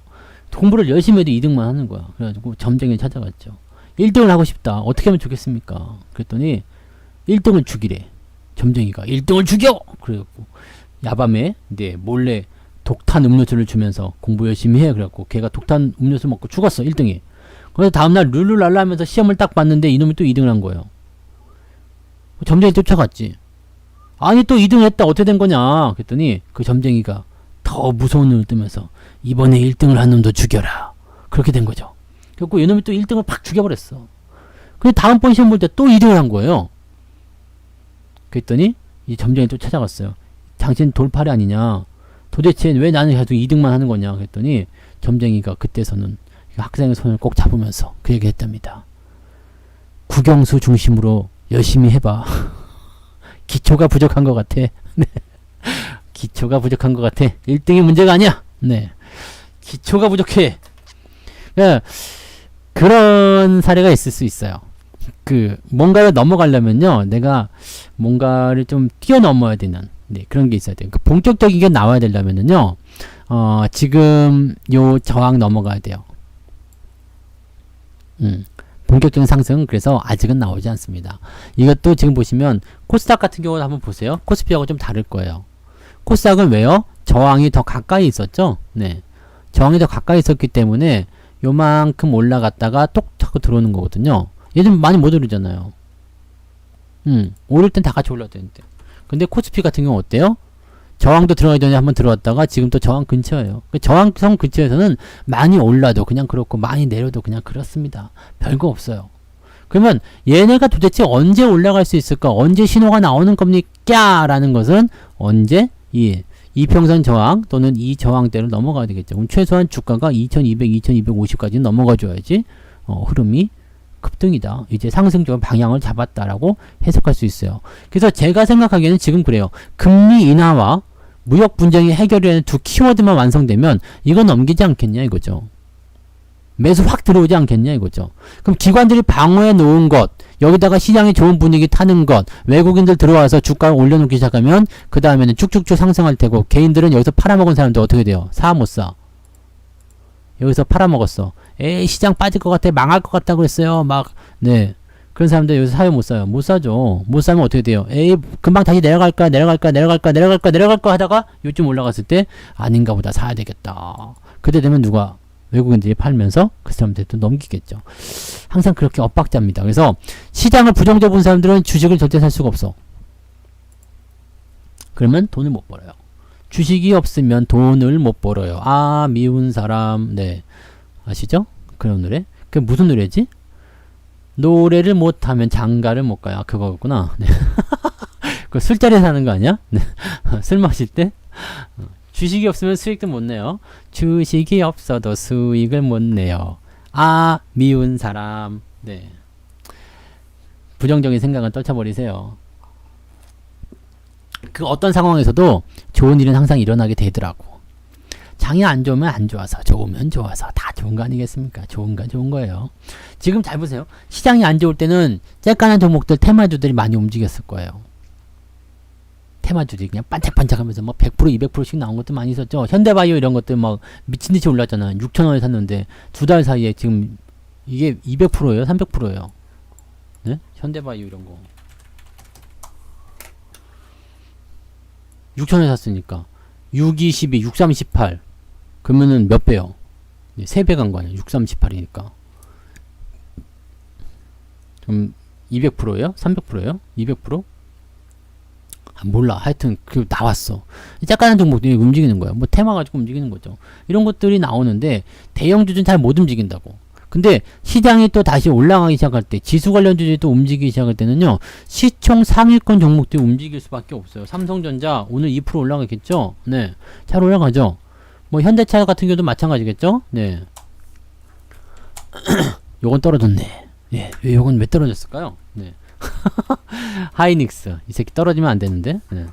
하이닉스 5% 올라왔네요. 네. 시총 상위권에 있는 종목군들이 이렇게 올라가는 것이다 라고 보시면 됩니다. 전체적으로 방향은 그렇게 잡히는 거예요. 그래서 또 좋으면 좋을수록 나쁘면 나쁜 것들이 그런 대로 또 내가 잘 계좌가 이끌어져 간다 이렇게만 생각하셔도 문제 없겠습니다. 아시겠죠?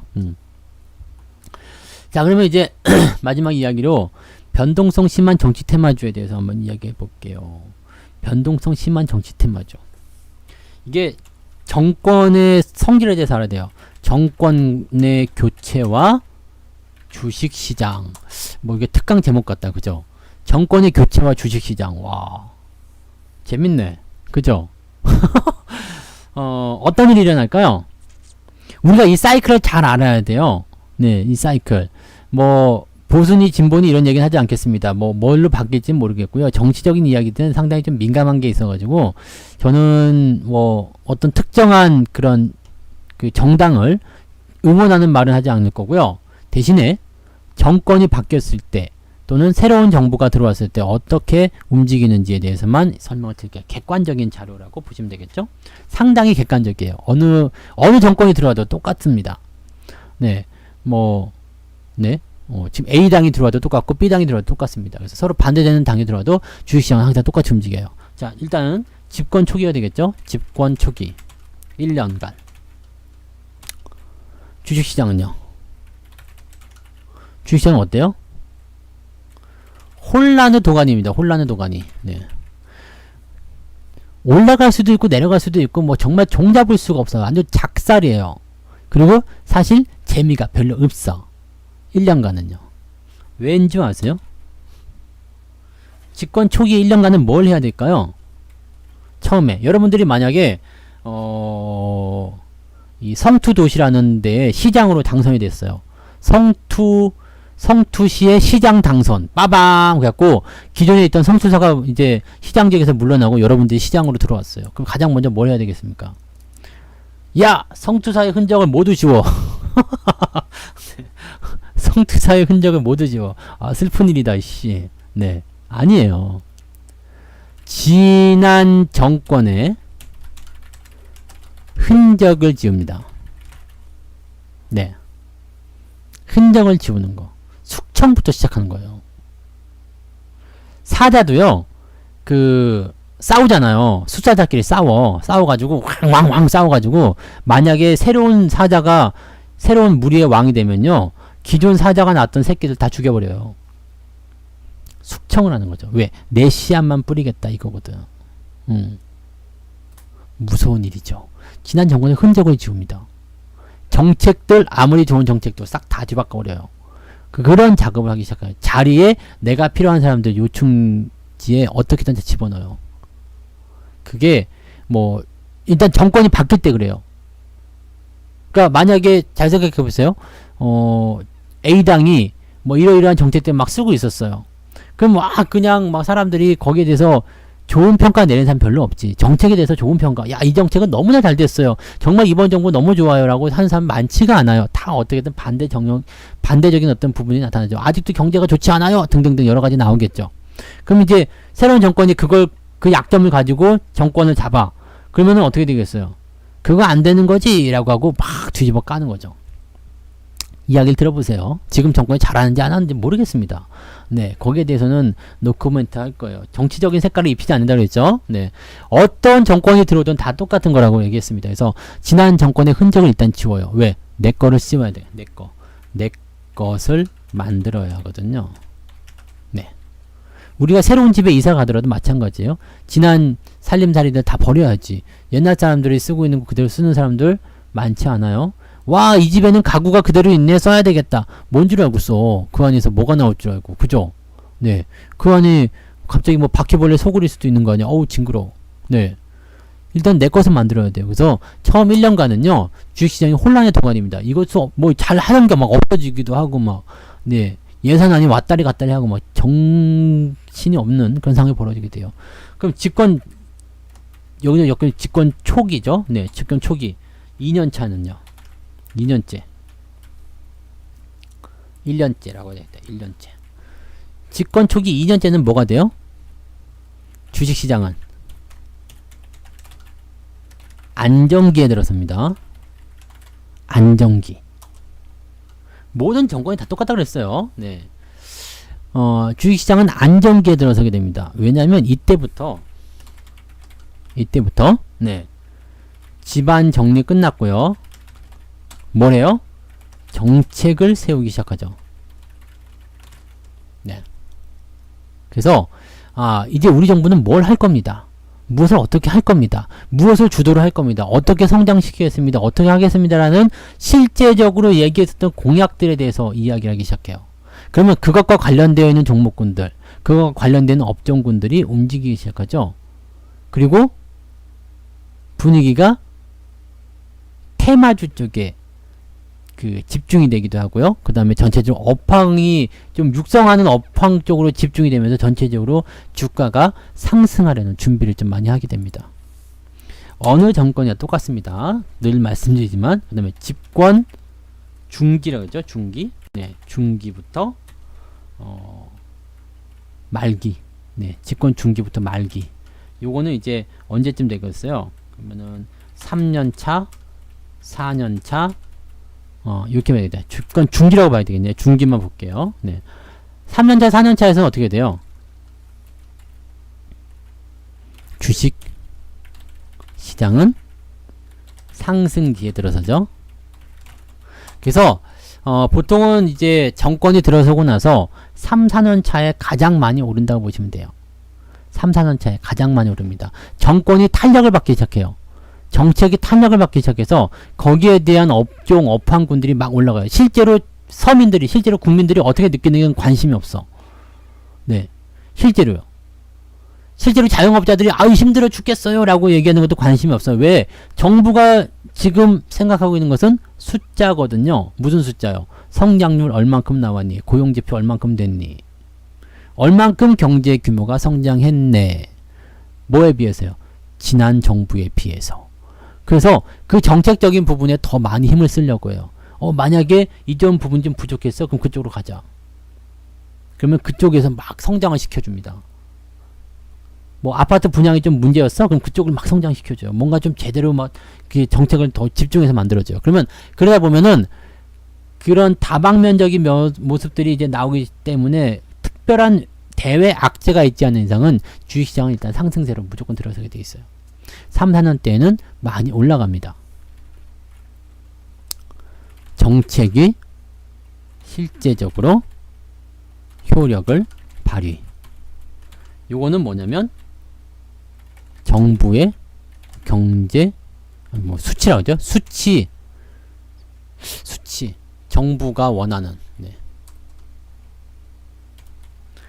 정부가 원하는 수치가 수치를 숫자 달성하기 위한 노력 이렇게 보시면 되겠죠. 네.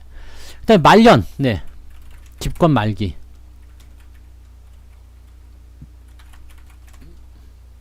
집권 말기는 5년 차죠. 네. 주식 시장은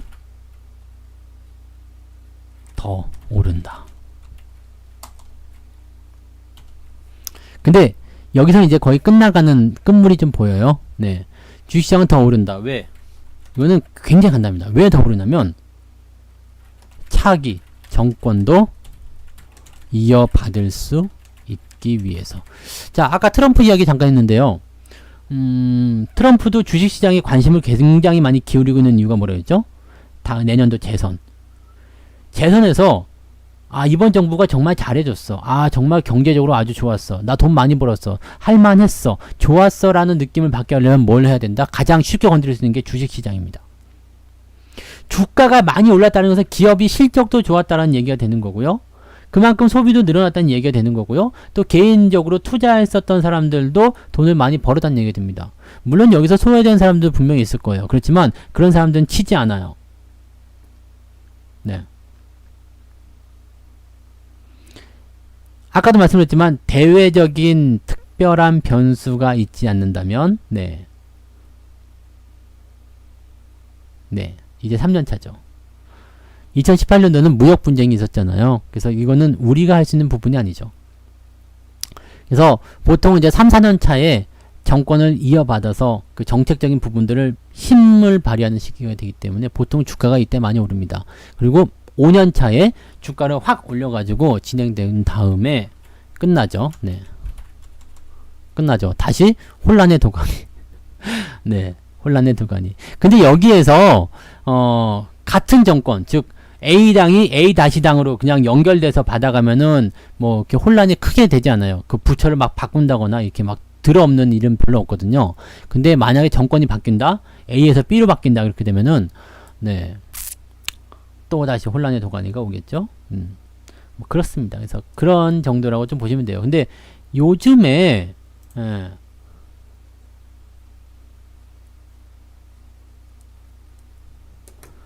잠깐만요. 요즘에 이제 그 보면은 정권들이 다 2년 2번씩 해먹잖아요. 네.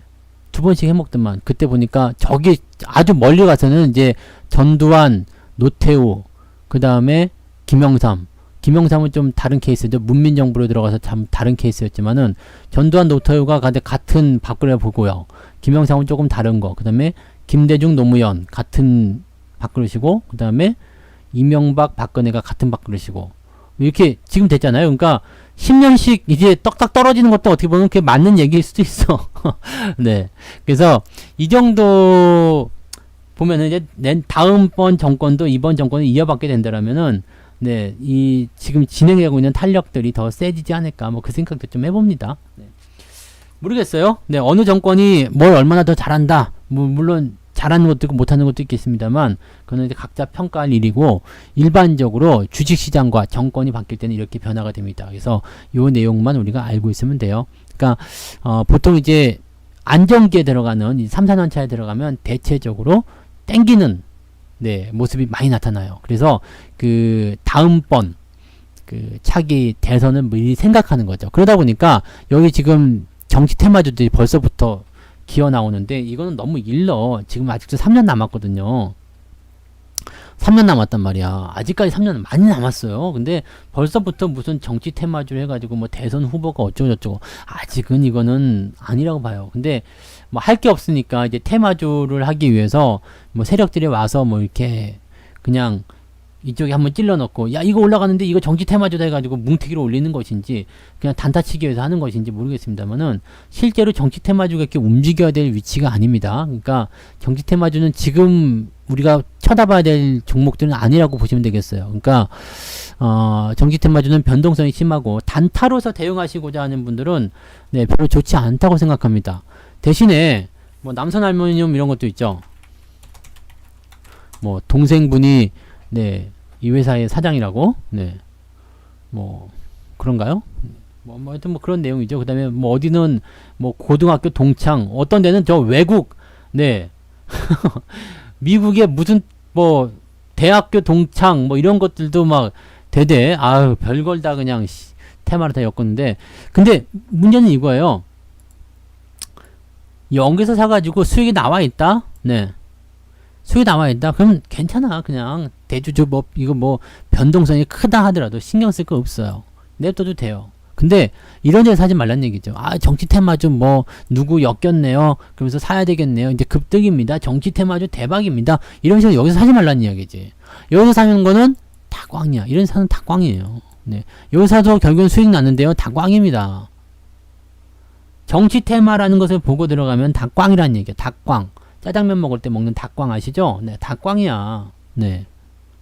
그런 거는 짜장면 먹을 때나 먹는 거지. 이런 데서 들어가면 안 된다는 얘기예요. 네. 그러니까 항상 여러분들이 종목에 대해서도 길게 보셔야 되는 거. 뭐 대북 관련주도 보세요. 뭐 대아TI, 네. 지금 뭐 꼭대기 사신 분들은 굉장히 골치 아프고 12,000원, 800원 막 이렇게 지금 피곤하겠죠. 반토막이잖아. 근데 1,000원에 사신 분들, 2,000원에 사신 분들은요. 뭐 그러든가 말든가 어쨌든 대북 관련 이슈도 생각해 보세요. 이게 단기간에 끝날 재료가 아니란 말이에요. 그러니까 주가가 밑으로 안 내려오잖아. 그냥 끝날 이슈가 아니에요. 왜? 지금 미우나 고우나 아직 3년이 남았어요. 3년 동안에 대북 정세가 어떻게 바뀔지 몰라. 왜? 지금 정권은 북한에 대해서 굉장히 우호적이잖아요. 그러면 이 정책이 어떤 식으로도 또 움직일 수 있겠죠. 그러면 어떻게 되겠어요? 주가가 더 올라갈 수 있다는 상황이 벌어질 수 있죠. 근데 이런 데서 산 사람들은 골치 아픈 거예요. 손실이 마이너스 50% 나와 있는데 정책이 좋아지는데 언제쯤 좋아질까요? 네. 답 없죠. 여기는요. 답이 있지. 네. 정치 테마도 마찬가지예요. 3년 남았으니까 아직은 아니다라고 하지만 남선하면은 이것도 수익률이 지금 보면 이것도 200% 이게 3배 넘게 나왔잖아요. 이거 매수가 1248원이네요. 근데 지금 3,800원, 4,400원까지 올라갔었네요. 그럼 어떤 생각을 할 수 있겠어요? 여기서 샀는데 뭔 문제? 네. 3년 동안 뭔지 나도 또 나왔겠지 뭐. 다음에 뭐 대선 테마 또 나올 수 있는 거 아니에요? 끝난 거 아니잖아요. 근데 위에서 사면은 못 버텨. 이거 보세요. 3,200원 사가지고 여기 뭐 2,200원까지 이거 어떻게 버틸 거야? 못 버티는 거야. 그러니까 단타라는 것은 그런 개념이 있어요. 그래서 테마만 보고 들어가면은 콱 물렸을 때 무지하게 아프죠. 그냥 뭐 피를 철철 흘리게 됩니다. 그래서 절대 이런 것들은 네, 하지도 말고 보지도 말고 생각도 하지 마라. 그런 얘기를 하는 거죠. 그냥 이런 부분만 알고 계시면 돼요. 그래서 테마주를 보고 테마를 보고 들어가지 말고요. 자, 이거는 정치 테마니까 이건 뭐니까 해가지고 올라갈 때 따라 들어가면 다 귀싸대기 맞고 내려옵니다. 그러니까 여러분들이 수익을 내고자 할 때는 테마 신경 쓰지 마요. 시장 신경 쓰지 마요.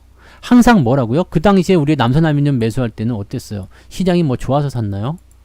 종목이 그냥 저점에서 잘 버티니까 그냥 사준 거지. 불쌍해 보이니까 사준 거죠. 바닥이니까 사준 거죠. 리스크가 많지 않으니까 사주는 거잖아요. 응. 현대바이오도 마찬가지였잖아요. 뭐 이게 종목이 좋아서 산 거 아니잖아요. 네. 아니 시장이 좋아서 산 거 아니잖아요. 물론 시장도 좋아지고 있었겠습니다만 다 이제 저점권에서 그러니까 항상 매수를 할 때는 그런 것들에 대한 기준만 있으면 돼요. 시장이고 나발이고 네. 뭐 원하시는 대로 하세요. 절반 팔았으면 이제 원금이 일단 빠져나왔기 때문에 네. 그 이후부터는 뭐 그냥 놔둬도 되고 네. 더 파셔도 되고요. 네. 그거는 원하시는 대로 하셔도 됩니다. 어차피 내 돈이 아니잖아요. 이제 공짜잖아요. 공짜 돈이기 때문에 그거는 뭐 더 가져가시든 팔아먹으시든 그거는 상관이 없습니다. 어떻게 되든 공짜잖아요. 원금은 이미 뺐으니까 보너스니까 그건 뭐 어떻게 요리하시든 네, 관계없겠습니다. 뭐 랍스타를 사드시든 네, 킹크랩을 사드시든 소고기를 사드시든 킹크랩 맛있겠다. 뭐 아무튼 그렇다는 것만 아시면 되겠네요. 네. 그래서 오늘 또 여러분들이 네 1시간 30분이 또 순식간에 사라지는 순삭의 마법을 또 보셨겠죠? 말하다 보니까 벌써 3시가 됐어. 시간 너무 빨리 간다, 그죠? 지금 이렇게 하니까 맨날 날짜가 빨리 가고, 막 벌써 6월달도 끝난 것 같고, 막 그렇죠. 에이, 내일은 방송도 없어요. 그러니까, 다른 전문가님들 무방, 지금 이제 내일은 또 우리 펀드매니저 원님하고 로브스님 무방 하겠죠? 네, 무방 열심히 들어주시고, 그 다음에 저는 금요일날 네 여러분들 종목 진단 필요하시면 금요일날 오셔도 되니까 금요일날 오셔서 또 많은 이야기 같이 나누시면 되겠습니다. 오늘은 여기까지 할 거고요. 오늘은 그러면 신나는 노래를 뭘 하나 들어드릴까요? 어제는 저걸 들었는데 어제는 홍진영 노래를 들었죠. 오늘은 네 김현정 아파요. 네. 이 노래 좋아. 네, 이 노래 좋아요. 김현정의 마음만 다치고 끝날 걸 알면서 아싸 그 노래 있어요. 네, 한번 들어보시고 자, 이 노래 듣고 마무리하겠습니다. 고생하셨어요. 금요일날 만나요.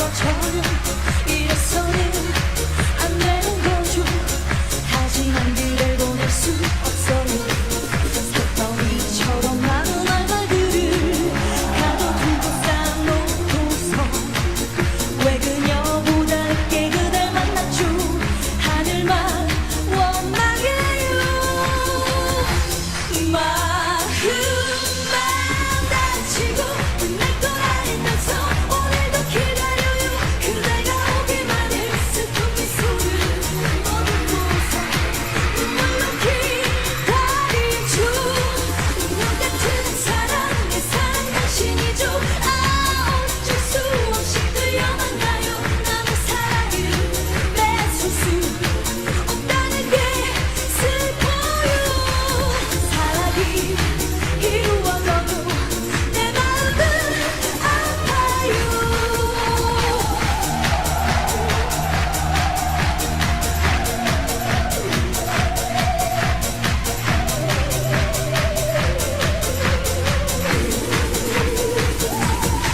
가슴으로 얘기했었죠. 이제와 그다음에 충분하다 해도 이제는 너무 늦어버렸죠. 그단 이미 내 전부가 되었죠. 하루도 정신없이 온다는데 약속하게 연락도 없죠. 냉정하지 못한 나의 여린 그대 알기에 기다려요. 마음만 다치고 끝날 걸 알면서 오늘도 기다려요. 그대가 오기만을 슬픈 미소를 머금고서 눈물로 기다리죠. 운명 같은 사랑 내 사랑 당신이죠.